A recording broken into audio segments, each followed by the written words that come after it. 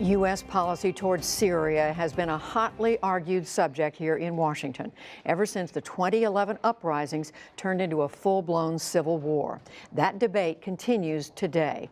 As John Yang reports, President Trump has struck a different tone from one of his top generals, especially around the U.S. contribution to rebuilding territory formerly controlled by ISIS. I want to get out. I want to bring our troops back home. Today, President Trump said that the end is in sight for the U.S. military mission in Syria. It's very costly for our country, and it helps other countries a hell of a lot more than it helps us. We'll be making a decision as to what we do in the very near future.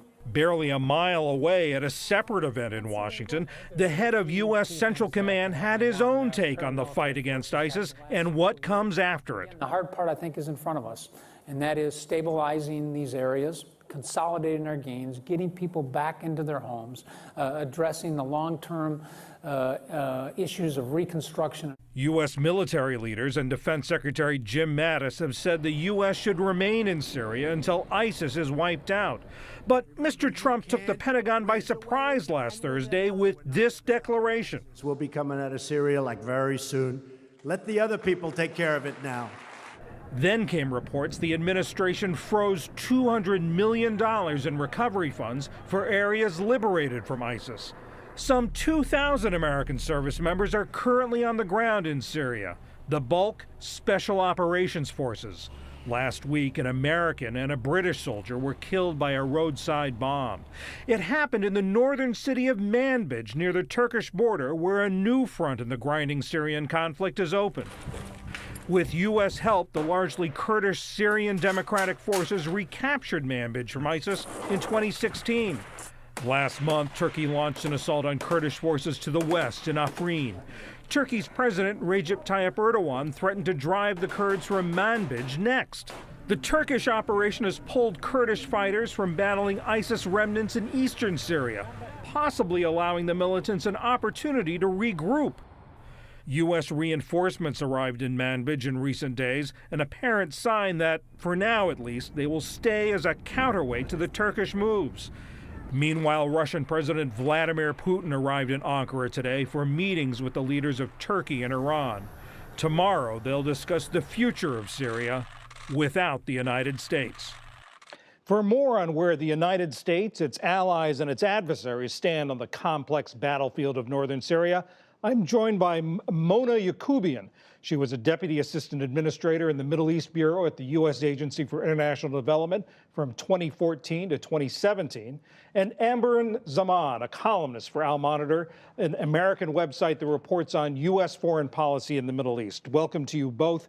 So we have this split-screen moment today in Washington, the president speaking and then General Votel and others speaking where you were. Mona, let me start with you. Is it clear to you what the American intention is in Syria? Well, I think the American intention in Syria has been, first and foremost, to defeat ISIS.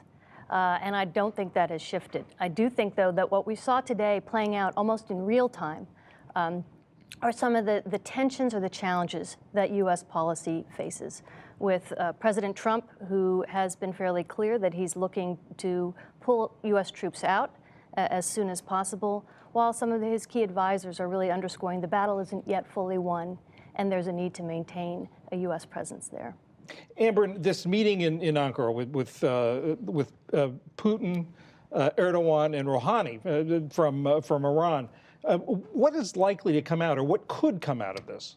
Well, this is part of an ongoing process known as the Astana process that was launched last year in May, and the idea was to create what they call de-escalation zones in Syria, and they designated 4 such zones. And the idea was that there would be ceasefires allowing humanitarian aid to come into these areas, and at the same time laying the foundation for a peace. And it's been going on sort of at a rather bumpy pace, because the idea of a ceasefire, well, it seems pretty laughable when you consider that the regime is continuing to bomb these so-called designated zones, de-escalation zones, most recently, as we saw in eastern Ghouta. And so these three leaders will come together and probably be talking about Idlib, which is this province that borders Turkey, which is one of the last remaining rebel strongholds where you have this Al-Qaeda affiliated group known as Hayat al-Tahrir Sham that's there still. And Turkey is expected to use its leverage over those groups, those rebels in that province, to try and convince them to stop the fight.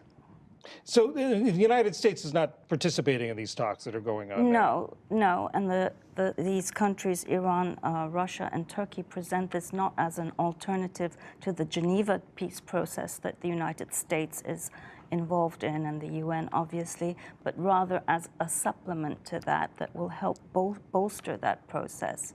And Mona, when you hear these slightly different, sort of difference in emphasis between the president and General Votel, what do the U.S. allies, what message do the U.S. allies take from this? Well, I think it's concerning certainly to U.S. allies on the ground, namely the Kurds, our primary partner on the ground inside Syria. I think there's a lot of worry about how long will the U.S. stay? Is the U.S. simply going to pull out and not be there to help sustain and consolidate the gains that have been made on the ground and help stabilize the area? And Amberin, all these parties on the battlefield all have conflicting, and they're different and sometimes conflicting interests. Is Turkey more interested in defeating ISIS or in battling the Kurds? Well, if you were to ask the Kurds, they would say definitely to battle the Kurds. If you were to ask the Turks, they would say both. But the reality is that ever since Turkey gave up on the idea of regime change, realizing that was going nowhere, this campaign to overthrow Assad and empowering the rebels, giving them space in Turkey to operate out of. After they made that shift in 2015, and that followed Russia's intervention very forcefully and decisively on the side of the regime, they decided that their priority would then become to try and defeat the Kurds there, because over that period, from 2014 onwards, meanwhile, the United States got involved in this fight against the Islamic State. Turkey was expected, and the rebels were expected to help in that fight, but did not prove very effective, which is why the United States then went on to increase its help to these Kurdish groups, because they proved to be extremely effective. The trouble, though, is that these Kurdish groups that the United States is helping are closely linked to another Kurdish group that's fighting inside Turkey. And of course, Turkey is furious that the United States is arming the allies of a group that's fighting its own soldiers inside Turkey. And so, as we saw in January, they decided to carry matters further and attack this Syrian Kurdish group that's allied with the United States inside Syria. And this has undermined the fight against ISIS. Mona, we have less than 30 seconds left. Very quickly, the president said today that the United States has gotten nothing out of its involvement in the Middle East except death and destruction. What is the U.S. interest in this fight, in fighting ISIS in Syria? Well, I think the primary interest is to protect the homeland, to ensure that the threat that ISIS posed while it was in the region does not come back to the U.S. Let's not forget 9/11 and the potential for operations planned that could, in fact, target the homeland. Mona Yacoubian, Amberin, Zaman, thank you so much. Thank you.